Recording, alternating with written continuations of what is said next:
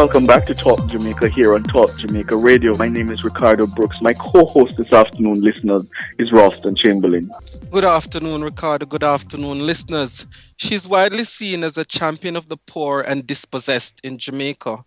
Rising from humble beginnings, Portia Simpson Miller rose to be councillor, member of parliament, minister of government, and eventually to the pinnacle of Prime Minister of Jamaica. Every step of that journey has seen her overcome difficulties and challenges, whether it was when she stood up to her own party in parliament or dealt with the inherent sexism faced by women in politics. Mrs. Simpson Miller has proven her mettle and will go down in history as one of the strongest political figures in Jamaica. After losing the 2007 general elections, Mrs. Simpson Miller would rebound to a stunning victory in 2011. She would go down to narrowly lose the just concluded 2006 general election. We now talk politics, leadership, and the way forward for the People's National Party. We're pleased to be joined by the Member of Parliament for Southwestern St. Andrew, leader of the opposition and former Prime Minister of Jamaica, Portia Simpson Miller. Good afternoon, Mrs. Simpson Miller, and welcome. Hi, good afternoon. Nice to be with you. Thanks for being here. Mrs. Simpson Miller, let us start with the story that many people think they know, but we want to hear it in your own words. First of all, what inspired you to get involved in politics? And if you give us a little bit about the journey towards becoming councillor and then eventually Minister of Government.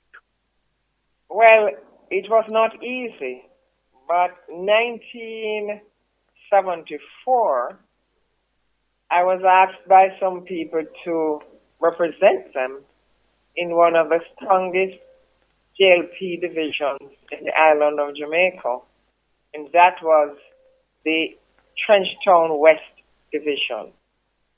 I accepted the challenge.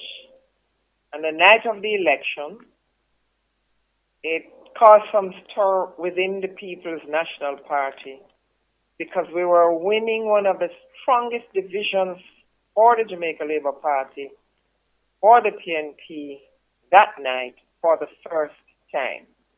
Mm-hmm. And so by 1976, the constituents asked that I represent them. And I also won the constituency of Southwestern St. Andrew that year. Never stopped since then. Mm-hmm. So I've been representing the constituency for a long time. Right. Take us to that moment when former Prime Minister Michael Manley would have said to you, I want you in the cabinet. What were your feelings like at that moment? Well, I was surprised. I did not know that he would be thinking of my being in his cabinet. But then Michael Manley was a very special person. I believe that because I did so much work for the party, not only in my constituency, but nationally, he wanted to ensure that I would be a part of his team in the cabinet. And I was grateful to him for that. You have held, Mrs. Simpson Miller, various ministerial positions, and you have been seen as one who have been really strident in the positions that you have held.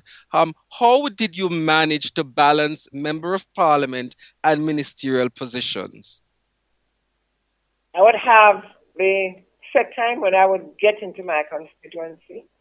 And what I can say to you, if there's a challenge and it is reported to me, even if it is late night, I would get someone from my security team to accompany me, and I would get into the constituency to see how we could resolve whatever challenge that would be. Mm-hmm. Mm-hmm. But I remain very close to my people in Southwest St. Andrew. Mm-hmm. And one of the great decision that we saw you make, and you speak about it often, is that in looking out for the interests of the people and the government, you were one who sought to see that a public servant was charged and found guilty. How would you say that as played in terms of transparency and in terms of being strident? You see, once you're in government, you have a responsibility to uphold what is right, because you're representing the interest of not just some Jamaicans, but of all Jamaicans. No matter what party you represent, once you're in government, you have a responsibility for the people, not the people of our country. Mm-hmm. And so I work very hard, and it didn't matter to me whether someone would be in trouble in green or in orange. Once a person is in trouble and I can help, I will help. Right. Mm-hmm. And then, Mrs. Since 2006, you took the decision to offer yourself to the delegates of the PMP to be the leader of that party. Now, at the time, many of us can remember a lot of persons were in your corner, but some of the criticism was very heavy, very rough. As a politician, as a wife, as a woman, how did you manage to overcome all of that to stand confidently as the Prime Minister designate at the time? See, once you are confident of who you are and what you're doing, then sometimes you really do not have time to pay attention to the negative criticism. So I stood tall, I remained strong, I knew what I wanted to do, I knew what I wanted to achieve for the people that I represent, and I pursued my vision. And so far, I believe I've done well. Right. And Mrs. Simpson Miller, during that campaign for leader, was there any point where you wanted to quit? No, the more I was abused, was the stronger I became. Right. And so I feel that if you offer yourself for any position of leadership, then you ought to demonstrate leadership, no matter how difficult or rough or rocky the road might be. Mm-hmm. And then let us now move to 2007, Mrs. Simpson Miller. As you know, you'd have called the general election, narrowly lost to Bruce Golding. At that point, sitting on the opposition benches as leader of the opposition, what was forefront in your mind at the time? I was always working out how I am going to be successful the next time around. Mm-hmm. Do you have any regrets from that period as the leader of the opposition? No, I have no regret. I've learned a great deal. You learn as you go along, and that experience made me a much stronger and better leader. Right. All right. The tenure now, the most recent tenure that you had as Prime Minister of Jamaica, as you know, some of the criticisms continued during that time. A lot of persons said you weren't very visible, weren't very active. And I know you disagree with that. But let me ask you, Mr. Simpson Miller, why didn't you see the need, for example, to, as you put it, constantly talk, constantly be heard by the Jamaican people? Well, you see, I kept on talking. But I talk to the people. I ask the party, my party, and when I get out there at the meetings, whether it is on a Sunday or a weekday, I keep on speaking to the people and indicating to those who turn up for the meetings what we have been doing and what we have done so far. And I think I put in a lot of work. And my colleagues will say to you that she really, if anything, worked very hard. I'm a hard worker. When I'm given an assignment, or if I assume a responsibility for anything, I really place myself, I put my entire self into that work. Mm-hmm. Mm-hmm. In a recent interview, Mrs. Simpson Miller, you were quoted as saying that the reason that you did not speak to the press was because you were not aware of such requests. However, the Press Association of Jamaica subsequently refuted that claim. How do you respond to that? Could you repeat that for me, please? In an interview recently, you were quoted as saying that you did not speak to the press because you were not aware. However, in some corners they are refuting that. How do you respond to that? Well, the point is that when I was out there and when the members of the media comes and when they push a microphone in your face, I've never walked away. I'd speak to them, I would respond to them. And then if someone wishes to have an interview with me, I would have no challenge giving that interview. I've done it before. Right. And I was not aware of the request from Emily. Okay, Mr. Simpson Miller, let's talk about now some of the policies that you would have put in place, your administration, when you were prime minister just recently. Now, of course, one of the feathers in your cap will certainly be the economic reform and recovery program put in place. Do you think, and to what extent do you think, that led to the defeat of the party at the polls, and do you have any regrets that you went down that path of austerity? You see, we had to take some very tough decisions, and I want to be very honest here. And it was also very hard on the people, particularly the poor and the marginalized. And so I was aware of the difficulties. Every cabinet meeting I would speak about it and would try to explore ways of what could be done to make life easier for those who are suffering. And then we look to areas like the Social Security in terms of the past program. And I think that our candidates and our MPs needed to stay closer to the people as well. I try to keep close to the people in my constituency. I even going there, even a child would be saying Portia. So I think that as leaders and as representatives, and it doesn't matter what party we represent, we have a responsibility once we are elected to deal with the people, to speak to them properly, to hear them, and when there are challenges, to work out those challenges with them.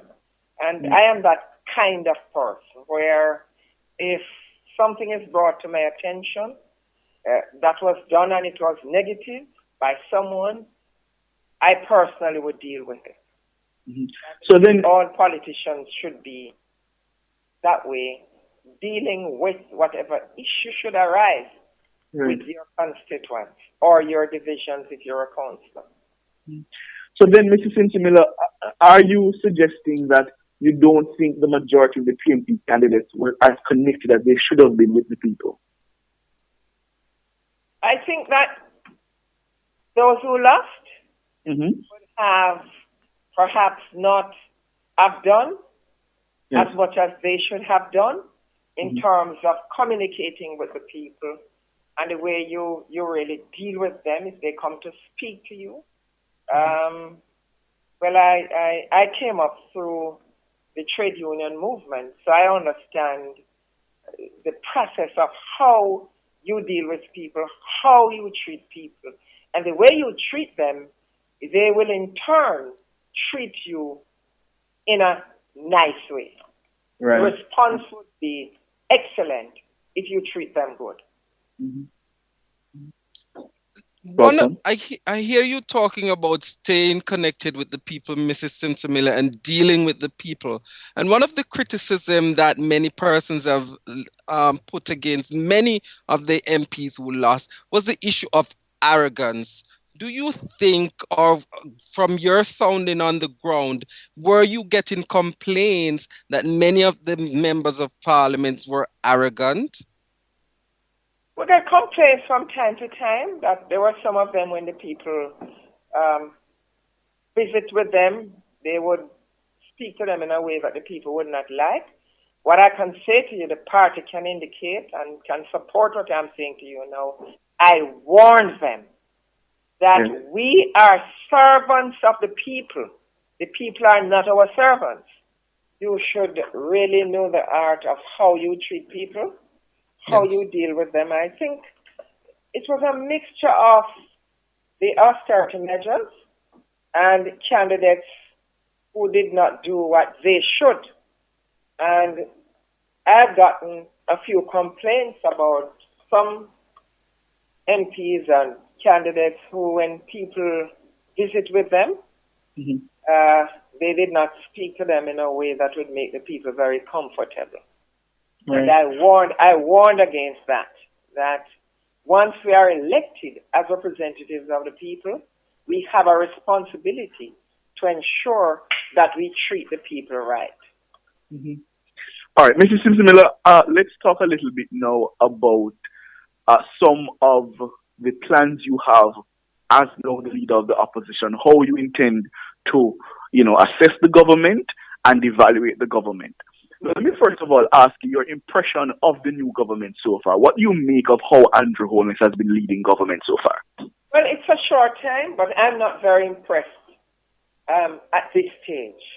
Mm-hmm. I would have to see some things being done to benefit the majority of the Jamaican people, and an attempt to do some of the things, to implement some of the things that they had said that they would do if they should get into power. And I'm not seeing anything yet. So I'm quite concerned about that, but I'm watching. I'm not going to be getting out there and criticizing until I'm absolutely sure of the direction of the government. Because right now, I'm not so sure. Promises were made, and I'm not seeing the promises being kept. So I don't want to get out there criticizing too quickly before I see some of what they're going to be trying to do. I was disappointed in terms of the throne speech. Yes. Because normally, when we have throne speeches in terms of Parliament, we would get some indication of some of the programs that government would attempt to do for that financial year. And I was disappointed that I did not get any of that this year. Mm-hmm. Do you think, Mrs. Simpson Miller, we didn't get those details because the government is still not settled on the $1.5 billion tax plan? Well, I am still, I'm amazed because that was announced. Mm-hmm. They gave the indication of having the money, and yet we're not experiencing anything happening in that direction. So I'm concerned about it, but then I'm someone who do not just love to jump on things. I want to see first exactly what the Prime Minister is going to do, and looking at the budget, what we're going to be getting in the budget. I think that is critical, and I'm looking out for that. Right. Now, Mrs. Simpson, in the throne speech, we did hear about fixed election date, term limits for Prime Minister, a referendum on the Buggery laws and the CCJ. Now, I know the then opposition of Andrew Holness had blocked the PMP in, for example, getting the CCJ enacted into law. Should the Jamaican people expect your party, now in opposition, to use your veto power in the Senate to block some of these things that Andrew Holness has promised? Well, what he has promised, and it will not be to the benefit of the majority of the Jamaican people, certainly we will block. Mm-hmm. Specifically, do you have any plans to support a fixed election date for Prime Minister? It is something new, and I think there should be consultations with the Jamaican people to indicate their preference, whether they would prefer that or what. Okay. And the fixed election date, would that have your support? The difficulty I have with a fixed election date is that they would have to put some other things in place. Because, for example, if you should fix an election date and you have, like, for example, bad weather, hurricane, a storm, whatever.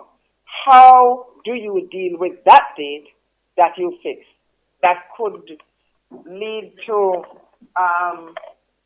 people not being able to exercise their franchise of voting based on what could have happened in their communities. So it is something that we need to look at carefully before we jump to the conclusion of saying yes. And I would really want to weigh, and to listen to the conversation of the Jamaican people, whether the majority of Jamaicans would want to support that direction or not. I would prefer to have some dialogue before I get into the real discussion on what was proposed by Mr. Holness. Okay, welcome. If you were to give Mr. Holness any advice, Mrs. Simpson Miller, would you say to him, do not go through with the 1.5 plan if it is going to derail the gains that you as Prime Minister and your government have achieved? Would you tell him to not do it? We certainly, and I would have said that to anyone, and also to him, that he should not move in that direction. I do not believe it is the right direction to move in at this time. Remember, we're also under an IMF program, and the country, we have to continue on the path that we will continue to succeed with the International Monetary Fund, rather than doing some things. And I'm not so sure if when he made that announcement, he had it cleared with the IMF whether they would support something like that or not. Right. Over time, we have gradually increased the threshold, and that is what I would recommend at this time. Okay. One of the arguments out there, Mrs. Simpson Miller, is that the JLP outpromised the PNP in terms of election promises. How do you respond to that? Well, that is true, but I do not like to make promises that I am not absolutely sure I will be able to deliver. So I wouldn't want to go there and to say to the people, I'm going to be doing bam, bam, bam, A, B, C, D, going right on to Z, and not sure of what it's going to do. I wanted to be honest with the people. If something could not be done, as leaders, we ought to be able to say to the people, there's a challenge here. I said this would be done, but it cannot be done because of, and explain why it cannot be done, rather than saying what you're going to do when you're not absolutely sure that you will have the resources to implement what you say you're going to be doing. Mrs. Simpson Miller, still on the matter of how the current government is doing. Now, you would have been aware that there is currently an area of tension between Trinidad and Tobago and Jamaica regarding their refusal of some of our nationals. If you could advise the Prime Minister and the Foreign Affairs Minister on how to deal with this situation, what would be your advice, ma'am? I would certainly ask for a meeting with the officials in Trinidad and have dialogue with them to see if we can come to a consensus as to how this issue be handled. I am a Jamaican, and I would love to know that I am free to travel to any CARICOM country without being harassed or treated in a way that would make me very sad.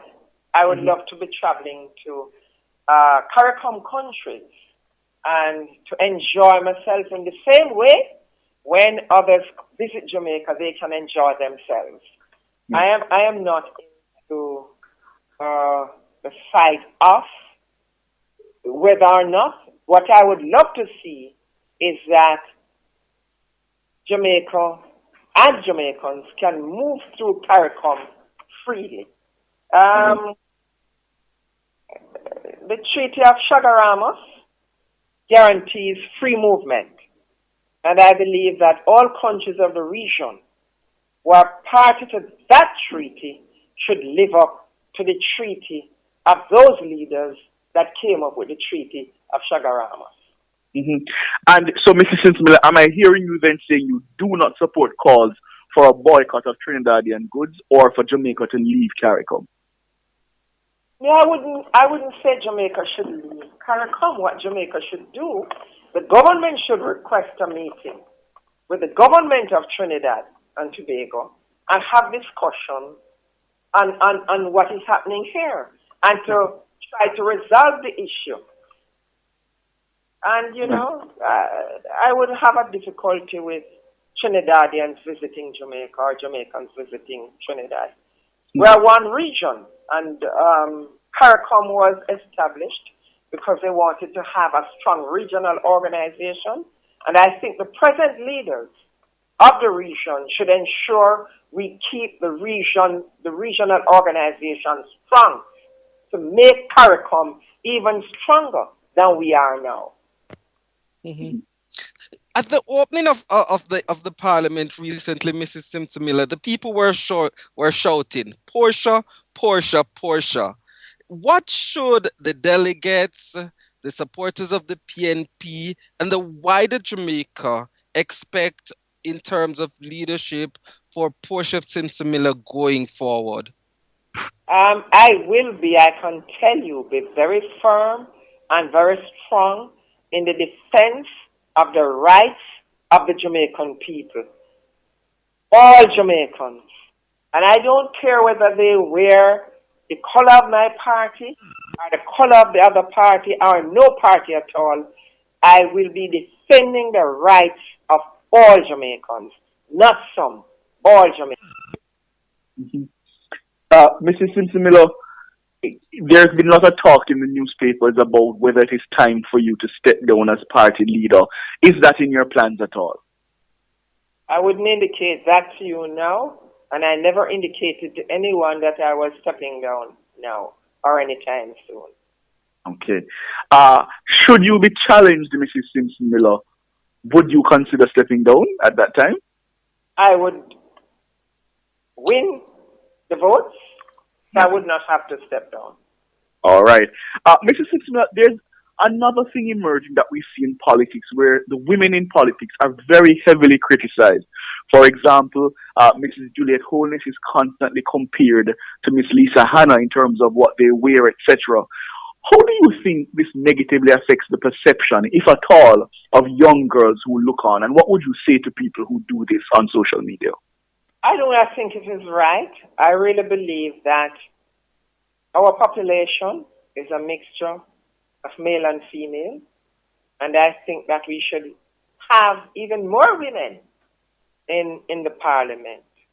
I am not going to join anyone criticizing Mrs. Holness or criticizing any of the women, whether on the government side or the opposition side. I feel that as a woman, if I should see a lady slipping, my responsibility would be to go nicely beside her, rather than pointing to her what. I really believe that we have more women now than we had in Parliament before, and I believe the women should be given the opportunity to serve their country without being criticized or being watched. Or I don't think it is helpful to fear each other or to tear each other down. It would not be helpful. I think that if anything, we should support each other, not tear each other down. And I believe the women in Parliament on both sides of the House, I think that they're going to be making a very valuable contribution to this parliamentary session. Excellent. Finally, Mrs. Simpson, the final question. Our listeners who are listening to you now on social media, in the online space, I want you to talk to them directly. Say to them directly what they should expect from you, what kind of leader of opposition you should be, and whether Jamaica should expect to see you back at Jamaica House anytime soon. I really believe Jamaica will see me back at Jamaica House soon. At the same time, I have a responsibility as leader of opposition, and I'm going to carry out that responsibility in the interest of all Jamaicans, because we have a responsibility to defend and to protect the rights of all Jamaicans. And I'm going to be doing that with every fiber of my being. All right, listeners, you heard her there, the leader of the opposition, the former Prime Minister of Jamaica, Mrs. Portia Simpson Miller. Can I thank you so very much, ma'am, for your time this thank afternoon? Thank you very much. Very kind. Thank you. You're most Have welcome. A wonderful evening. All right. Thank you, Mrs. Simpson Miller. Bye-bye. Thank you, too. There you have it, listeners. We were speaking momentarily with the leader of the opposition, Portia Simpson Miller, former Prime Minister. Indeed, Mr. Brooks, quite a candid discussion. Yeah, I think so too. And I really hope to see Ralston, the leader of the opposition, doing more of these interviews, because as you see, she's very easy to speak to, very conversational, and she gives you her views as she sees it, calling it as she sees it. And I think Jamaicans, the more they hear of her in this kind of setting, may come to appreciate her. A lot of interesting comments made by the leader of the opposition. So we'll be looking to see how she carries out this function. Absolutely. Listeners, please stay with us. Don't go away.